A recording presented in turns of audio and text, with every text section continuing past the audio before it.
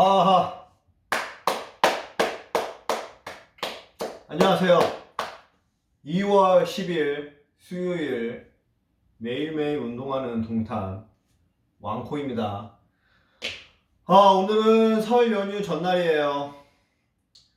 오늘부터 쉬시는 분들도 계실 거고 내일부터 쉬시는 분들도 계실 거고 저처럼 다음 주 월요일까지 계속 일하시는 분들도 계실 거고 그렇습니다.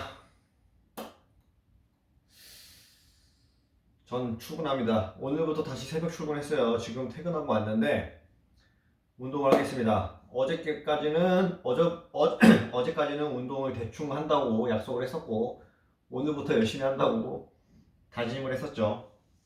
열심히 하겠습니다. 일단 스트레칭을 조금 했어요. 한 1, 20분 정도 했는데 좀 몸이 좀 덜 풀린 것 같아서 조금 더 스트레칭을 하고 나서 팔굽혀펴기랑 스쿼트랑 이거 아령까지 드는 것까지 하도록 하겠습니다. 최대한 많이 해볼게요. 운동해야지.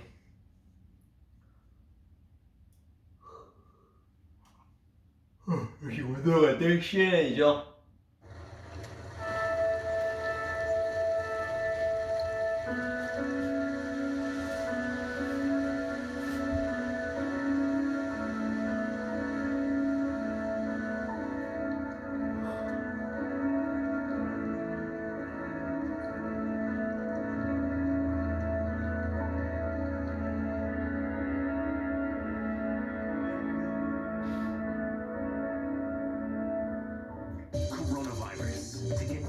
Updates in your inbox. Sign up for the CNN newsletter. Coronavirus, fact versus fiction.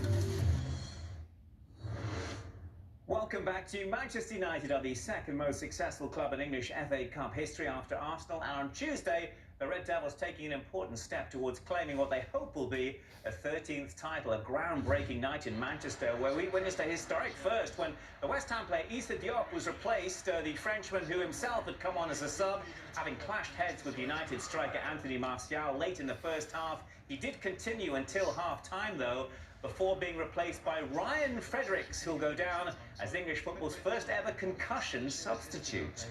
Landmark day, a down match seeing former United manager David Moyes returning to the scene of his short-lived reign as Old Trafford boss. The host win it 1-0 thanks to a strike from one of United's subs, informed Scott McTominay with the decider on 97 minutes. United through to the last 8 of the tournament.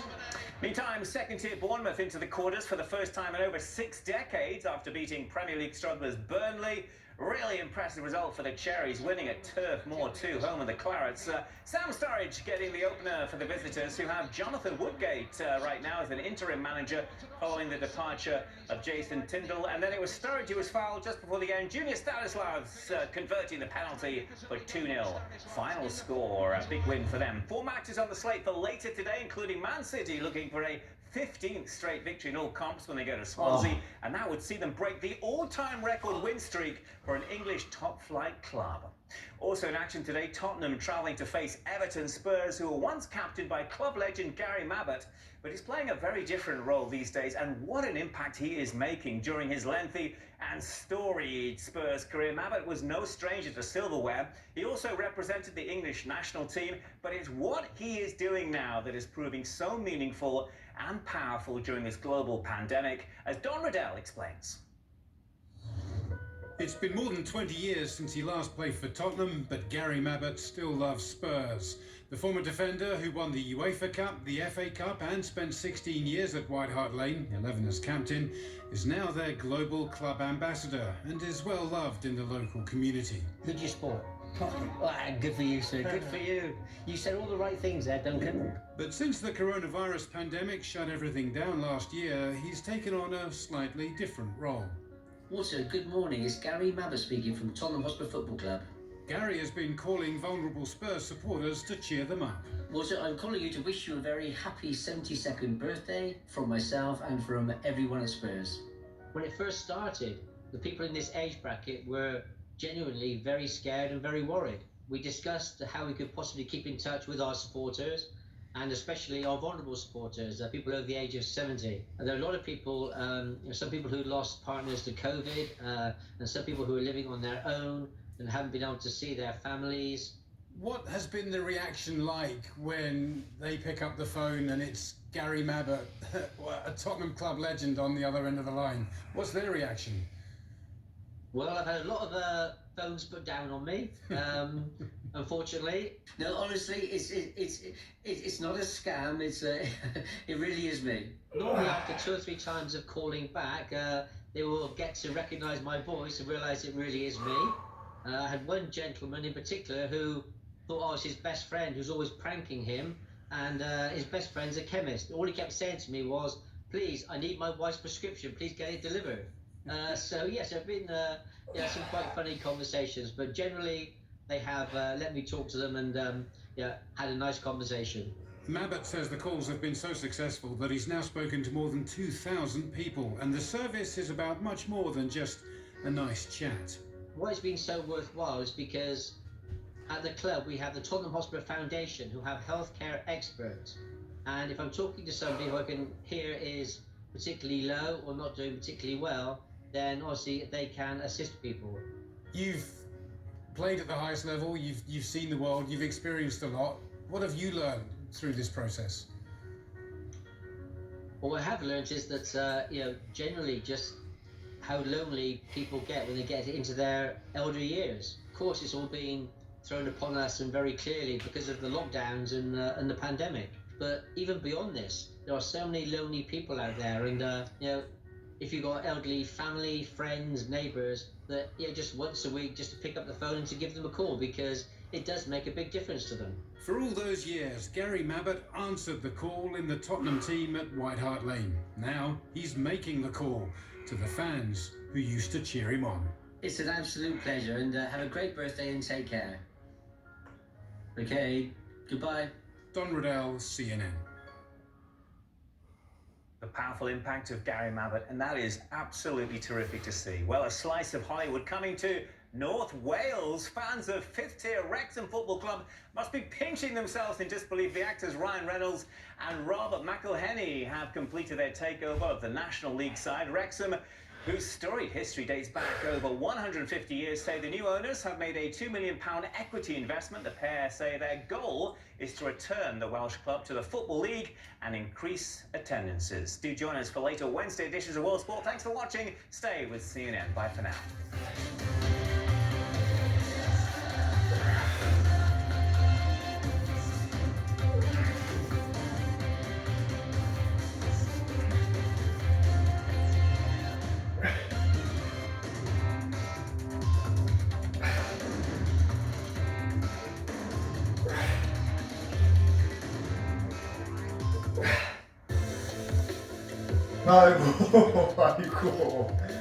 아이고. Signify the place it was made. It represents generations of history, a sense of new in the old, and tradition in the new. Find that special something and discover Japan.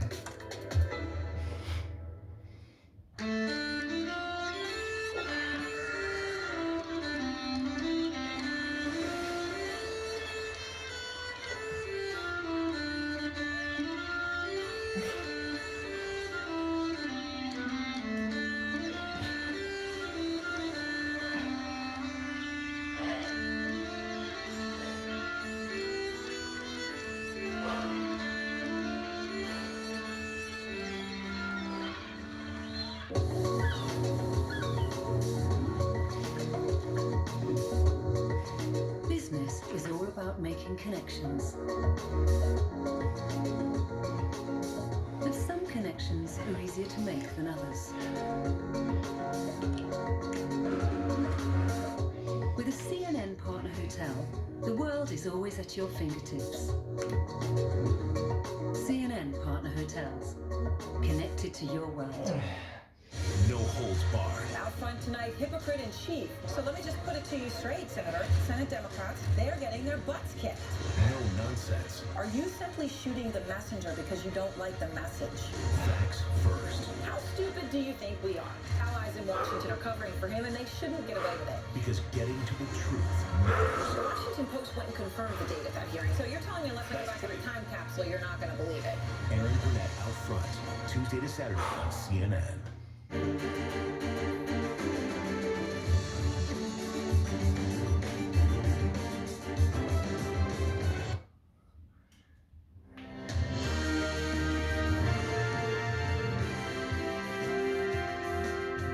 Hello and welcome to our viewers joining us from all around the world. You are watching CNN Newsroom and I'm Rosemary Church. Just ahead, Donald Trump's impeachment trial will go on after the lead impeachment prosecutor illustrates a day of fury at the Capitol and the former president rages over his lawyer's opening argument. Protesters in Myanmar are not letting up, with thousands on the streets for a fifth day despite previously being met with violence. And travellers to England could face 10 years in prison if they lie about where they've been. We will detail the country's tough new COVID restrictions.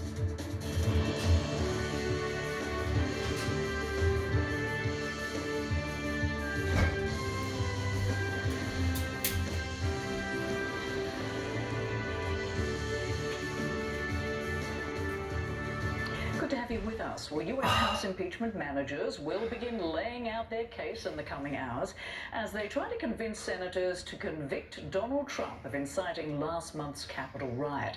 The historic second impeachment trial of the former president kicked off Tuesday, with Democrats acting as prosecutors, showing disturbing footage of the insurrection on January 6th. 6 Republicans later joined all the Democrats to vote that the trial is constitutional, allowing it to proceed.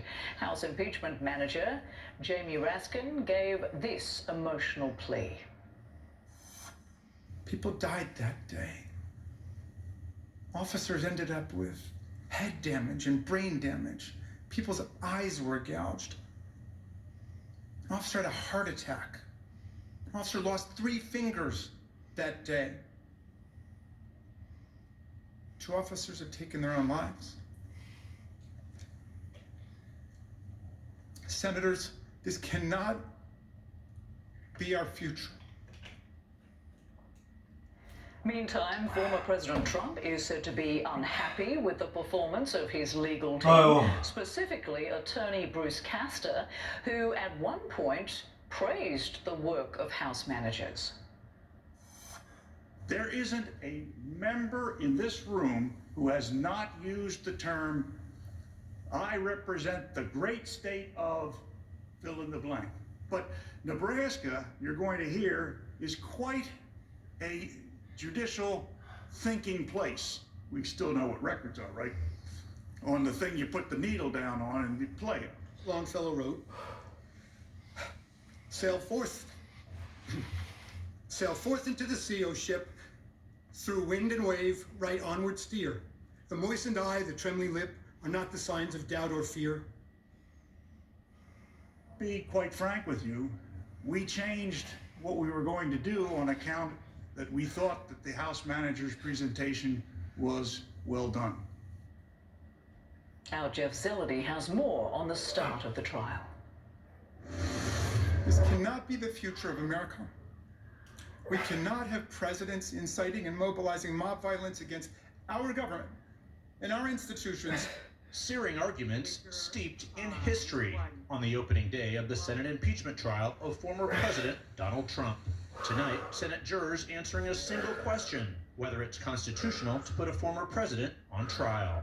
These powers must apply even if the president commits his offenses in his final weeks in office. In fact, that's precisely when we need them the most, because that's when elections get attacked.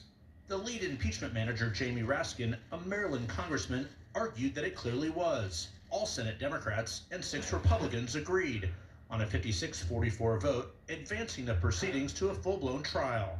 Several Republicans blasting the presentation from Trump's legal team. The House managers made a compelling, cogent case, and the president's team did not. Republican Senator Bill Cassidy of Louisiana, who voted against the majority of his party, called it a disorganized, unconvincing case on constitutionality. The president's legal team opened with a rambling defense. And you know, senators of the United States, 와, they're not ordinary people. They're extraordinary people, in the technical sense, extraordinary people. Raising eyebrows even among some Trump allies, before a second lawyer stepped up and sharpened the argument. At the end of the day, this is not just about Donald Trump or any individual. This is about our Constitution and abusing the impeachment power for political gain. To make their case, House prosecutors opened with a video, zeroing in on the president's own words. If you don't fight like hell, you're not going to have a country anymore. And reviving terrifying images from the deadly rampage on the Capitol 1 month ago. What you experienced that day, what we experienced that day, what our country experienced that day is the framers' worst nightmare come to life. Presidents can't inflame insurrection in their final weeks and then walk away like nothing happened. And that was Jeff Zeleny reporting. Now let's get more on Donald Trump's reaction and what we can expect to see on Capitol Hill today. For that, I'm joined by Jessica Dean in Washington and Boris Sanchez in West Palm Beach, Florida. Good to see you both again. So, Jessica, Democrats presented compelling evidence in stark contrast to a disorganized defense from Donald Trump's lawyers. How was all this received and what is expected in the coming hours?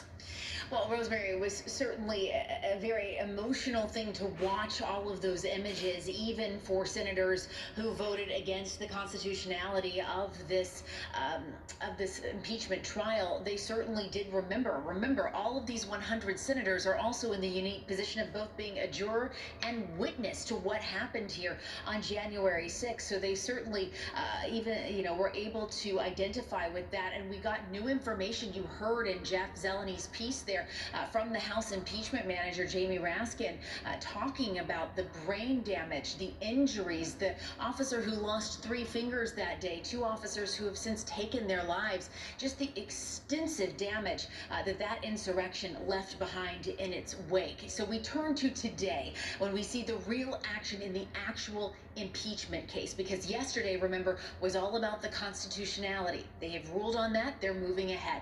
That means now that the House impeachment managers will have a total of 16 hours to go over their case and present their case to the Senate, just like the Trump defense team will have 16 hours on their side. But first, we will hear from these House impeachment managers. We do expect to see more video like this. We do expect them to continue to draw out what happened, connecting the dots from that speech that former President Trump made earlier on January 6th to exactly what happened here at the Capitol. And something to keep your eye on, Rosemary, as we move ahead is still the question of witnesses. That's still an outstanding question. Will House impeachment managers call any witnesses?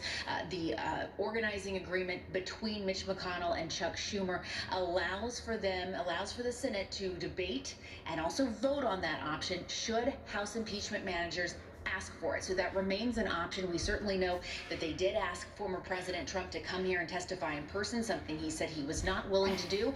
But we know that they are going to use his refusal to come here and testify to underscore his guilt in all of this. Rosemary? Yeah, and we shall all be watching that. Thanks for that, Jessica. Boris, to you now. Donald Trump was apparently furious as he watched his defense team. What more are you learning about that? Yeah, Rosemary, according to several people familiar with former President Trump's response to the proceedings yesterday, he was nearly yelling at his television when his attorneys were presenting his case. He was very angry at Bruce Castor, whose meandering performance led to him ultimately commending House Democrats for their performance and acknowledging that the Trump defense team had to sort of rearrange their strategy because the Democrats exceeded expectations. not something that Trump enjoyed hearing. Expectations for the former president's legal team were not high, considering that they were scrambled together just over a week ago after the former president's previous legal team essentially walked out on him because he was intending to argue that there was fraud during the 2020 election. The baseless conspiracy theories that he's continued peddling since losing to Joe Biden. Former President Trump was eager to get that stuff on the record. His attorneys didn't go there yesterday, another reason that Trump was angry. And further, we're hearing that Trump, wanting a made-for-TV moment, didn't get that and was upset that his attorneys didn't use visual aids, that they did not make a compelling argument as they rambled at different points and didn't land the emotional television moments that he wanted. Obviously, a person obsessed with optics, they missed the mark. A former president not happy here at his estate in Mar-a-Lago. Rosemary. We'll see if they improve their performance in the coming hours. Of course, Jessica Dean and Bro Sanchez, thank you both for joining us. Now from Los Angeles is Jessica Levinson. She is a professor of law at the Loyola Law School, as well as host of the podcast Passing Judgment. Good to have you with us. Good to be back. So experts agree day one of Donald Trump's second impeachment trial saw strong, compelling opening arguments from Democratic House managers, but weak, disorganized arguments from Trump's legal team. Even Republicans agree on that point. What was your legal assessment of each side? Oh, absolutely that. I thought that the House managers did a very clear, articulate, forceful, and emotional job of laying out their case. And let's remember that today was just an initial and a procedural day. For today, the question was, under the Constitution, can we even have an impeachment trial? And I thought that President Trump's legal team did about the job that you would expect of a legal team that misspells United States in their briefs, which is not much of a good job at all. And I thought it was meandering. I thought it didn't address the question, probably because they know that it's a loser for them. And of course, you know, the punchline is that it probably won't make a difference in terms of the outcome of this trial. But you know, in terms of the lawyering, you would teach this as a study in stark contrast. One side very much on message, very clear, very organized. The other side apparently, you know, looking like this was their practice round at best. Yeah, of course, as you say, what will it matter in the end? Because a badly presented case by Trump's defense team, and yet only one additional Republican changed his mind and voted with the Democrats this time on the issue of constitutionality, making it 6 Republicans. And that is a far cry from the 17 Republicans needed to vote with Democrats to convict Trump. But it doesn't matter that his legal team is bad, does it? Because it looks like he'll get acquitted anyway.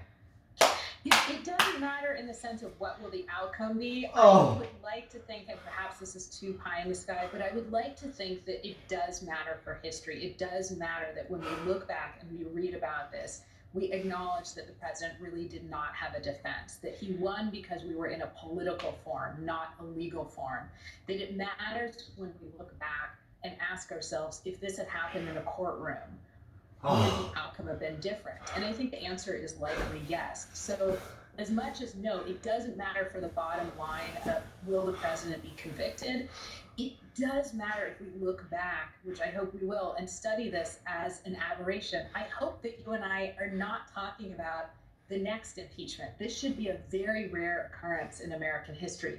We should only use this constitutional mechanism in the worst type of behavior. Again, the founders talked about public offenses committed by public men. That's what we've seen with respect to the insurrection in the Capitol. I think we know the outcome, but it is important to hold our public officials to account for their actions. Yeah, and Jessica, Trump lawyers and supporters keep saying if people think Trump is responsible, then just arrest him and hold him to account. Could that happen if he gets acquitted in the Senate? Yes, you could absolutely have a criminal trial here. Now, I suspect that if we do see a criminal trial with respect to the president, it's probably not on this issue of insurrection. I think there are other more likely subjects, which in and of itself is a strange sentence to utter. But think about, for instance, the Mueller investigation, where there were all those instances of potential obstruction of justice. Think about his personal attorney, Michael Cohen's testimony, which leads to serious questions of campaign finance violations. Think just recently, I think it was just a month ago, of the calls that the president had with the Georgia Secretary of State, essentially saying, could you go ahead and commit elections fraud? So it is absolutely true that even if you're acquitted in the Senate, you could still be tried in a federal courtroom. But I think there are more likely areas of legal exposure for this former president. Jessica Levinson, good to talk with you. Thank you. A campaign of civil disobedience is growing across Myanmar. Today, thousands of people are defying a ban on gatherings to keep up protests against last week's military coup. In Yangon, people carried the party flags of ousted leader Aung San Suu Kyi. In the capital, hundreds of government workers joined the movement and marched in the streets. The country is seeing its 5th consecutive day of mass demonstrations. So far, today's been calmer than Tuesday, when police used water cannon and several protesters were injured by gunfire. My next guest is a journalist in Myanmar, and for security reasons, we are not identifying her by name. The journalist joins me now by phone. Thank you so much for talking with us. Thank you for having me. Can you tell us what you are able to reveal about what is happening there on the streets during these protests?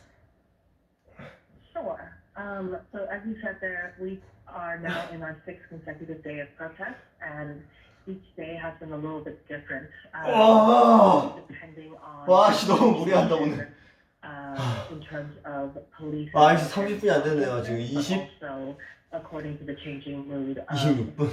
the protesters. And so we've had some very angry, quite aggressive days of protest where people were marching on the streets. We've also had more relaxed days, as we're seeing today. This morning there were a number of young women who were out protesting in Disney princess ball gowns as a way to show that not only are they, not cowering in fear despite the fact that we're under martial law, but that, they are fighting and they are embracing their freedoms that they have as people who believe in democracy.